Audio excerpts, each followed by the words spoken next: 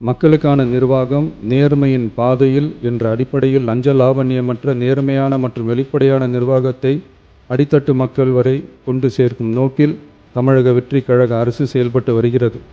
தங்களது தொகுதி மக்களின் குறைகளை கேட்டறியவும், அரசு திட்டங்கள் மக்களை சென்றடைவதை கண்காணிக்கவும் தங்களின் தொகுதி முழுவதும் தொடர் பயணங்களை சட்டமன்ற உறுப்பினர்கள் மேற்கொள்ள வேண்டியுள்ளது.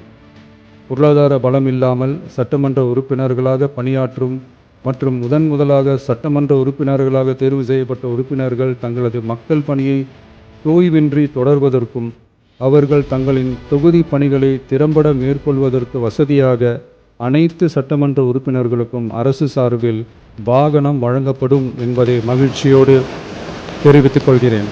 இந்த அறிவிப்பு சட்டமன்ற உறுப்பினர்கள் தங்களின் பயண தேவைகளுக்காக பிறரை சார்ந்து இருப்பதை தடுத்து, அவர்கள் எவ்வித சமரசமும் இன்றி சுதந்திரமாகவும் நேர்மையாகவும் தங்களின் தொகுதிக்கு உட்பட்ட கிராமப்புற மற்றும் தொலைதூர பகுதிகளுக்கு எளிதாக பயணம் செய்து தொகுதி முழுவதும் உள்ள மக்களை நேரடியாக சந்தித்து அவர்களின் குறைகளுக்கு தீர்வு காண வழிவகுக்கும். அதோடு மட்டுமின்றி சட்டமன்ற உறுப்பினர்களின் பொருளாதார சுமையை குறைத்து கடைக்கோடி மக்களுக்கு லஞ்ச லாவண்யமற்ற நேர்மையான மற்றும் வெளிப்படையான நிர்வாகத்தை அளிக்கவும் உதவும்.